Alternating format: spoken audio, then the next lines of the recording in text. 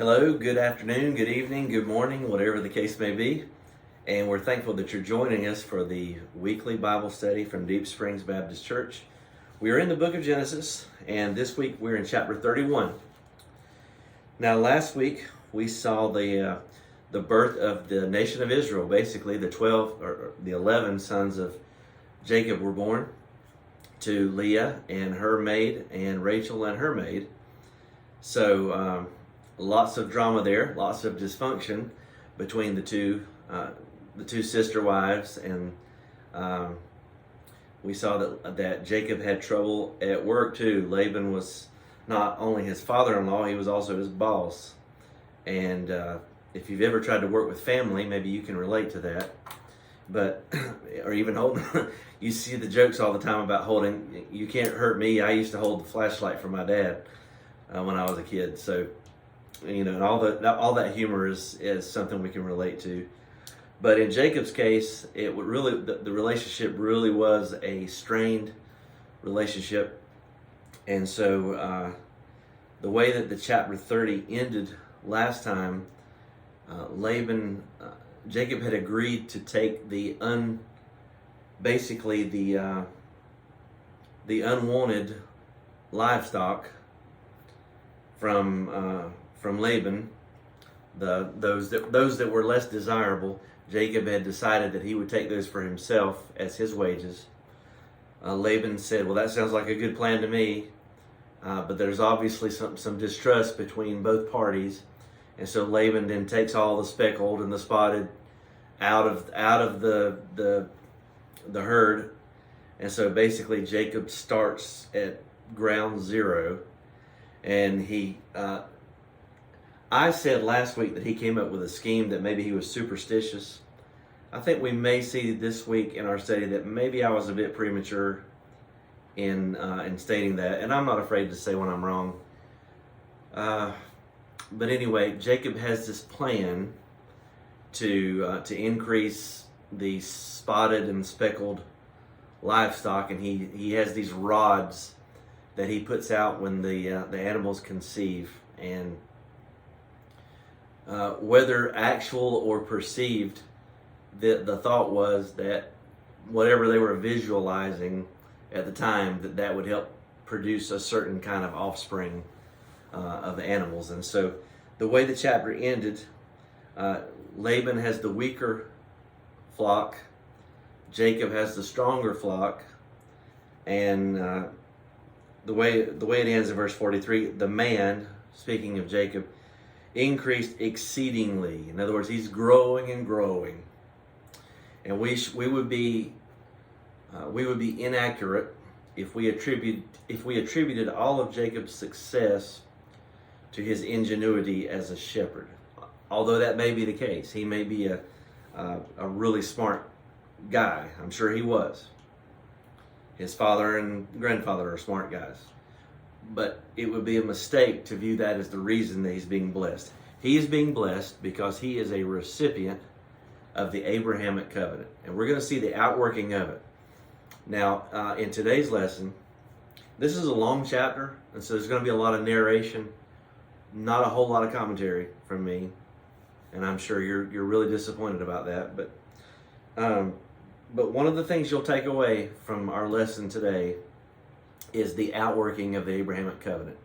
Now, in times past, we have seen that Laban, Jacob's father-in-law, has been blessed because of Jacob.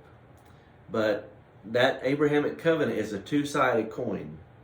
Remember what God said to Abraham? He says, "I will bless those that bless you, but conversely, I will curse those that curse you." So we're going to see this whole thing outworking in our story today. All right, Genesis 31, verse 1. "And he heard the words of Laban's sons, saying, Jacob has taken away all that was our father's, and of that which our father's has he gotten all this glory," or all this wealth. Obviously, this is not true. This is a false accusation. But you're going to run into this from time to time. Sometimes you do nothing but good to people, to individuals, and for whatever reason, they're going to blame you when things go wrong. And Jacob beheld the countenance of Laban, and behold, there's that dramatic behold in the text. Behold, it was not toward him as before. Now you can probably relate to that, can't you? Who among us has not had some relationship that went south, or went sideways, or went sour, or whatever your metaphor you choose? And sometimes it doesn't take much. Sometimes it can be based upon a lie. In this particular case, Laban, his attitude is going to change toward Jacob for no good reason. And you can tell, all of a sudden, the body language is different. The nonverbal communication is there. Verse 3, and Jehovah, the Lord, all capital letters there, and the Lord said unto Jacob, return unto the land of thy fathers, and to thy kindred, and I will be with thee. Now, if you're keeping track here, this is the second time that God has spoken to Jacob. And as we'll see today, it's been over a 20-year period of time. And so, God has been with Jacob this whole time. But as far as we know, this is the second time that we hear the Lord speaking to him. And Jacob sent and called Rachel and Leah to the field unto the flock, and said unto them, I see your father's countenance, that it is not toward me as before, but the God of my father hath been with me. And chances are, they're his daughters. They probably had picked up on this long before Jacob did. Women tend to be more perceptive toward things anyway. Now, if anybody knew what was going on, it would have been his wives. And notice Jacob calls his wives to the witness stand in verse 6. He says, and you know that with all my power I have served your father. Say what you want to about Jacob, but you see here that he has lived up to his arrangement, his end of the bargain. He worked 14 years for Leah and Rachel when he thought he was only working 7 for Rachel to begin with, but he went ahead and honored the 14-year agreement. And part of that agreement was that his only wages would be room and board and the 2 wives. Then he's going to work 6 more years, we're going to find out today, for the livestock, or for the sheep and the goats and so on. And he did so. The agreement was that he would take the less desirable of the flock. So I want to ask you guys, can you call your wives to the witness stand? The true test of your character is, what does your spouse think about your Christianity? Or turn it around, not just husbands, but wives. What does your husband think about your Christianity?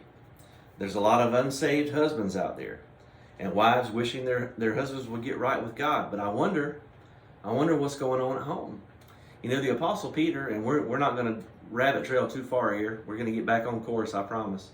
But the Apostle Peter says that it may be possible for a man, a husband, to be won over to the Lord without preaching to them. I think that's 1 Peter 3. That by their conversation, the conversation of the wives, and the way they treat their husbands, that it could cause their husbands to come to faith in Jesus. Husband, are you loving your wife as Christ loved the church? I'm going to stop there. Verse 7. He says, and your father, meaning Laban, has deceived me and changed my wages 10 times. But God suffered him not to hurt me. I like that. Now, I don't like the 10 change of salary.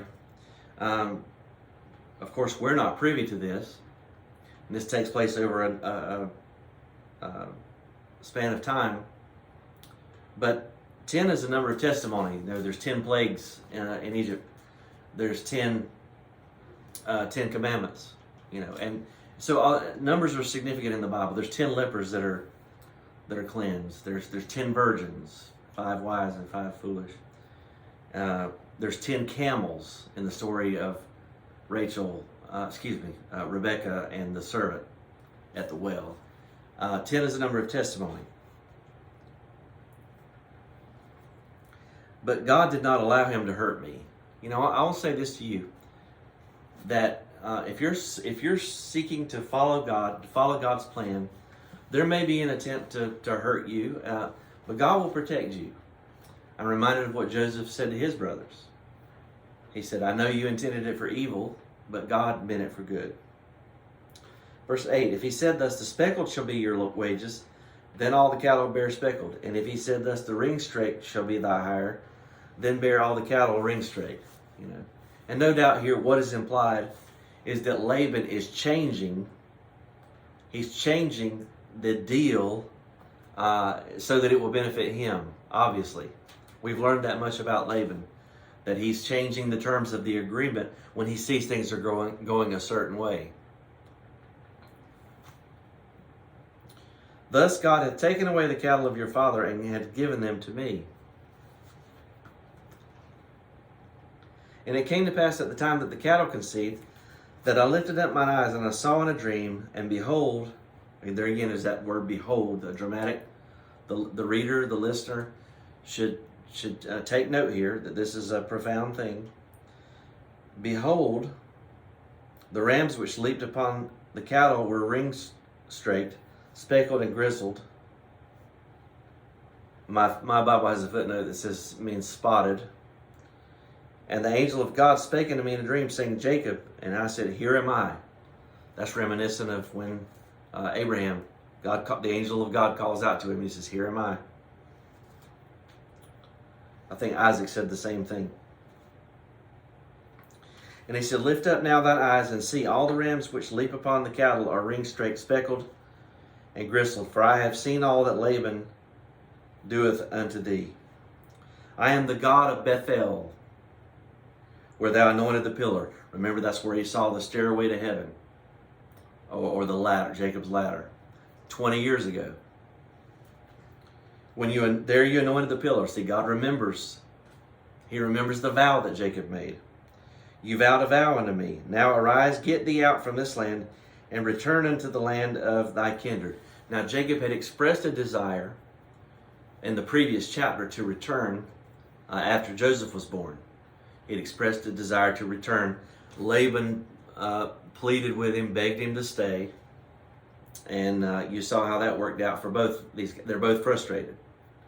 Laban's frustrated because God's blessing him. And I want you to see here again the outworking of the Abrahamic Covenant. First, a comment here.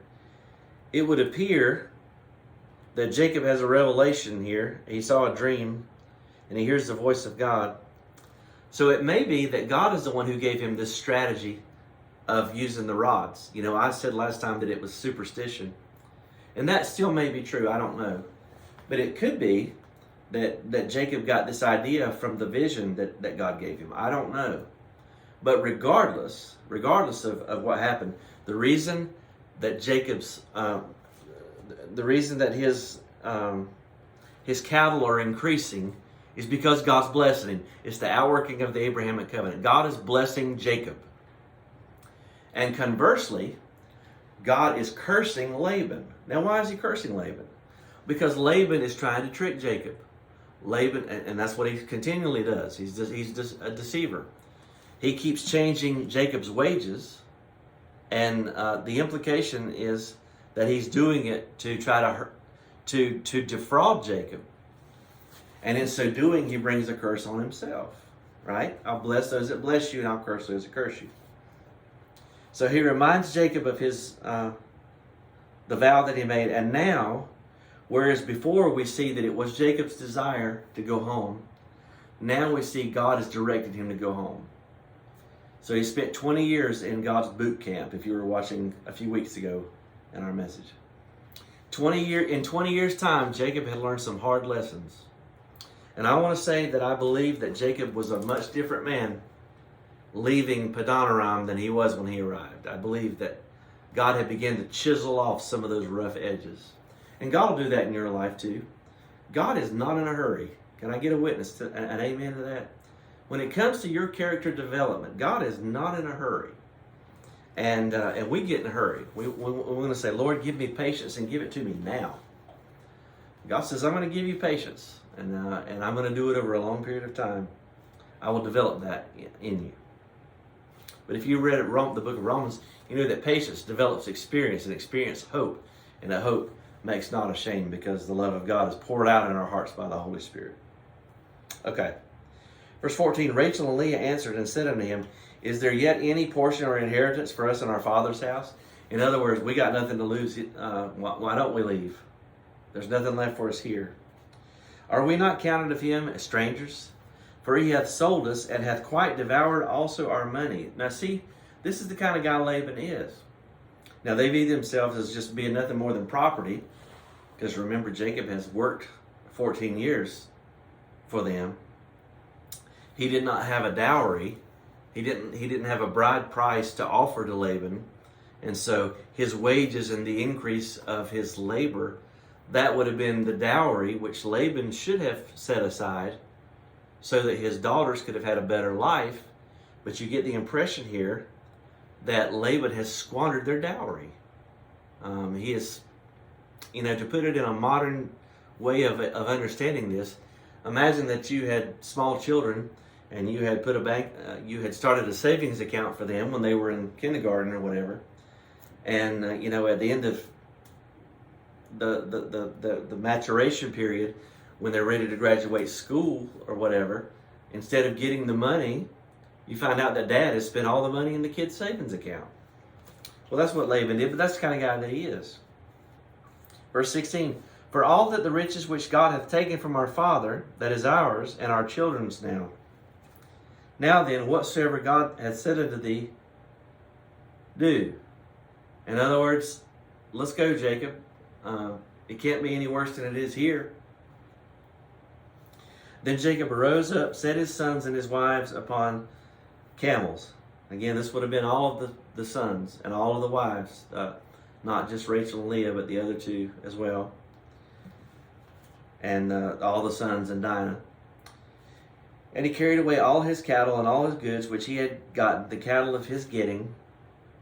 I think the point here is that it's not any of Laban's, but it's his, which he had gotten in Padan Aram, for to go to Isaac his father in the land of Canaan.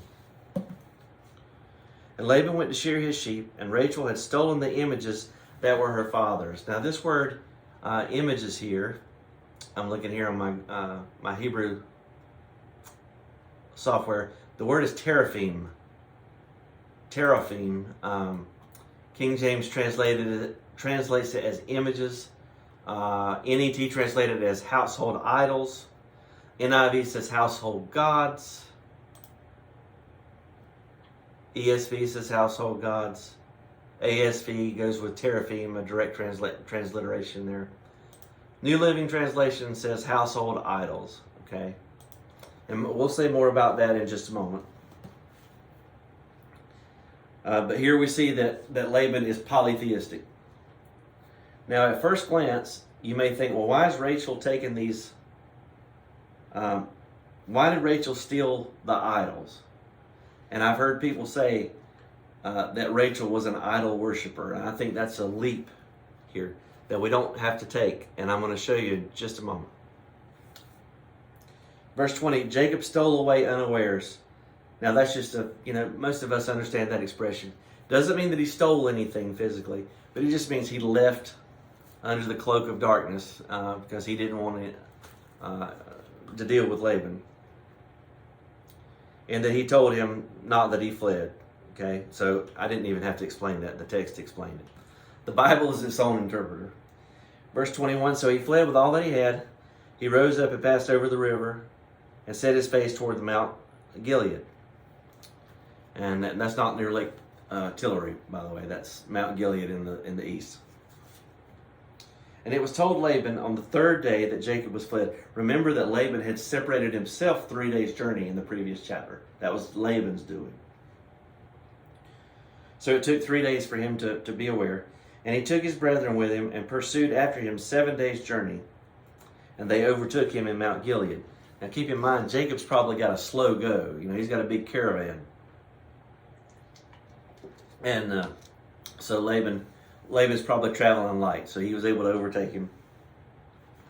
Now, verse 24 says, God came to Laban the Syrian in a dream by night, just like God came to the pagan Abimelech in that dream by night. and said unto him, Take heed that you speak not to Jacob either good or bad. In other words, be neutral. Then Laban overtook Jacob. Now Jacob had pitched his tent in the mount, and Laban with his brethren pitched in the mount of Gilead. And Laban said unto Jacob, What have you done, that you have stolen away unawares to me, and carried away my daughters as captives taken with the sword? Now he's being overly dramatic here. Obviously the daughters were willing to go. This was not a kidnapping. We could say that it was a God-napping, lowercase g, little g, because Rachel stole the idols. Okay, so it was a God-napping. Because see, all the false gods can be carried around, but the one true God, he does not dwell in temples made with human hands. He gives everything life and breath. So anyway, so it wasn't a kidnapping, it was a God-napping. But remember, Jacob is unaware of this. Well, I shouldn't say remember, we haven't got to that yet, I don't think. Okay. Verse, he said, Wherefore did thou flee away secretly, and steal away from me, and did not tell me, that I might have sent thee away with mirth, and with songs, and with tabret, and with harp? Really? So Laban says, you shouldn't have stolen away like this. If you'd have just told me you wanted to leave, I would have thrown a party for you. Really? I don't believe that, do you? And have not suffered me to kiss my sons and my daughters. Now remember, there's no Hebrew word for grandson. So the sons are the 11 sons born by Leah and Rachel. You know, Issachar and Reuben and Simeon and Levi and Judah, so on. They're actually his grandsons. You have now done foolishly in so doing. Well, he sure is brazen, isn't he? I mean, God had just warned him to be careful what he said to him. Verse 29, It is in the power of my hand to do you hurt. But the God of your father spake unto me yesternight, saying, Take thou heed that thou speak not to Jacob either good or bad. Now, I think here Laban placed his hand in verse 29. We see that Laban was intending to hurt Jacob. I think he had every intention of causing harm, and God stopped him. Reminded of that scripture, if God be for us, and he is, if God for us, who can be against us? The battle is not yours, the battle belongs to the Lord. Now, he says, verse 30, Though thou would needs be gone, because thou sore longest after thy father's house, yet wherefore hast thou stolen my gods? Now again, he's being overly dramatic here. Jacob has been very gracious to stay and work with him under what I would call adverse working conditions. This was before the days of OSHA. Now, he says, Why have you stolen my gods? Now notice he's here. He's worried about his gods, his teraphim. Let me make sure it's the same Hebrew word, teraphim. Let me double check. I think it is. Verse 30.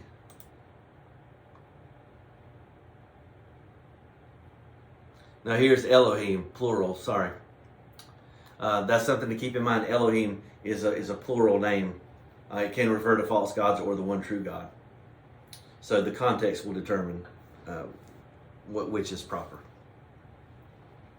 So now he mentions his gods.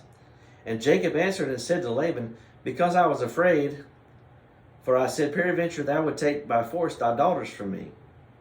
So notice Laban is viewed as the aggressor here. Jacob is afraid that Laban would do him harm. And indeed that was his intent. With whomsoever thou findest your gods, let him not live. Before our brethren, discern thou what is thine with me, and take it to thee. For Jacob knew not that Rachel had stolen him. So now the Holy Spirit gives us the backstory. Rachel steals the teraphim, the images, the idols, but Jacob was not privy to this. Now, I told you earlier I would unpack this a little bit for you. Why did Rachel take these teraphim? Well, I had to do some extra biblical research. And what I found out was that these idols were often a claim to property. that if you could produce the image or the idol, then you could claim property after a person was deceased. So Rachel's taking of the teraphim, it wasn't because Rachel wanted to worship other gods. It was because she wanted to be able to go back to the land after Laban's decease, after her father's decease, go back and claim the property, and for Jacob and her. So it was a financial thing. And I'm not saying it was right for her to steal, but I just want you to show that her motive was not polytheism or idolatry. Okay? Because I've heard people preach that about Rachel. But her motive here was about financial security.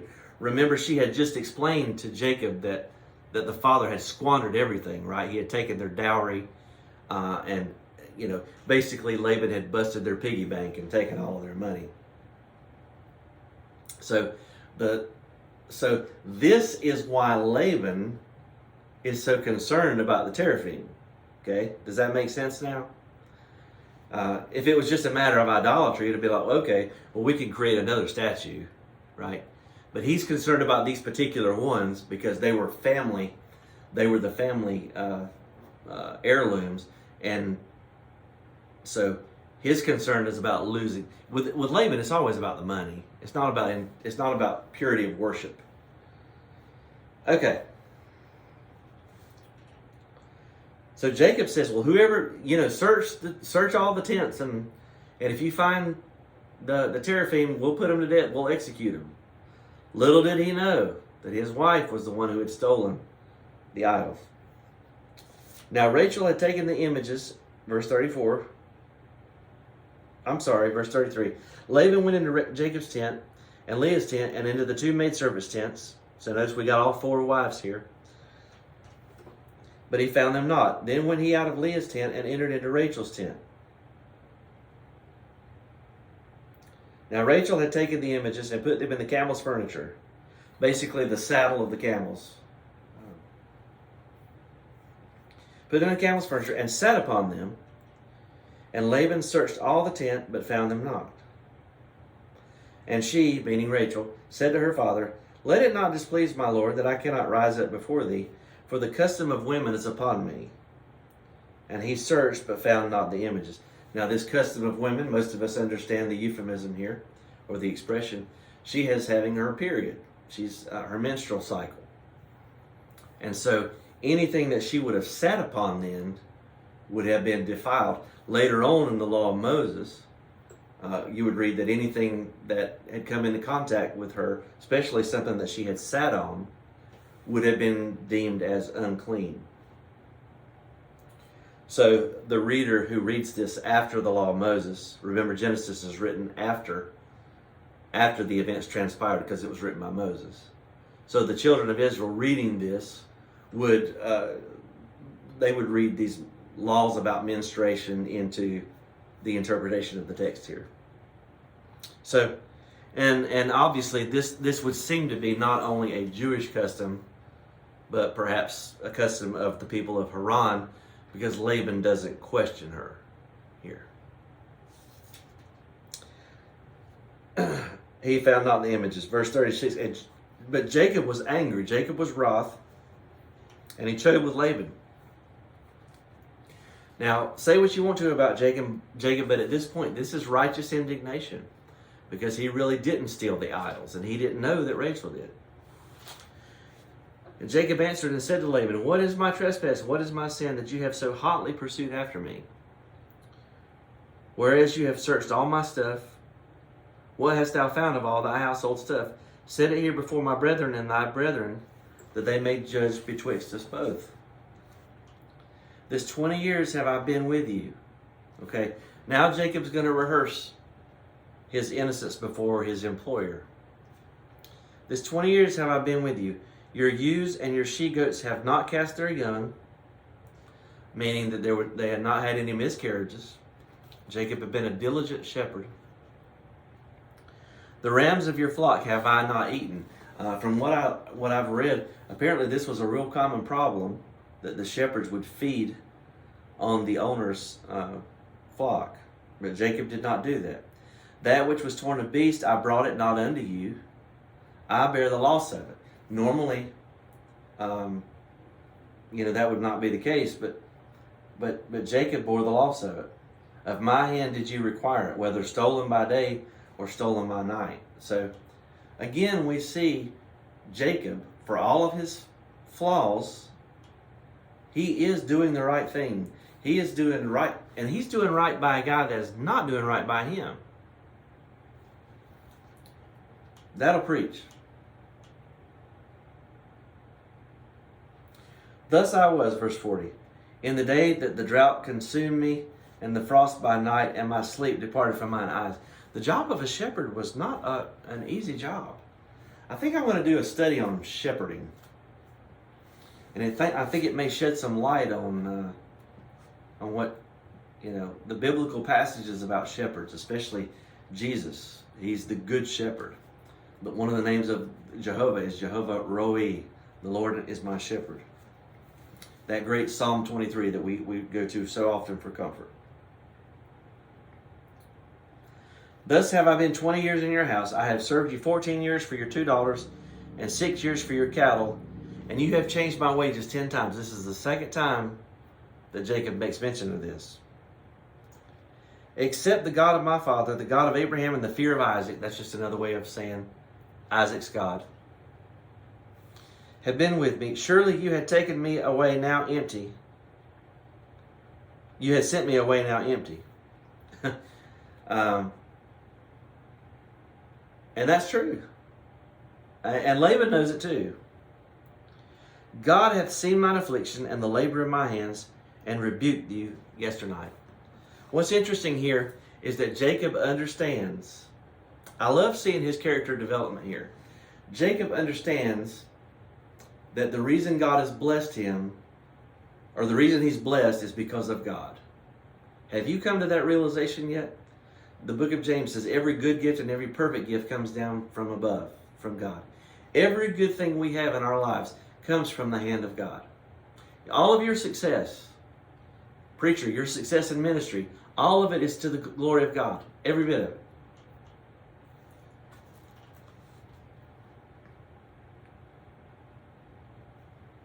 Laban answered and said unto Jacob, and here's one last note on this.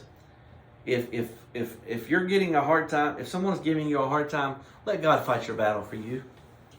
Give place unto vengeance. The Bible says, vengeance is mine, I will repay, saith the Lord.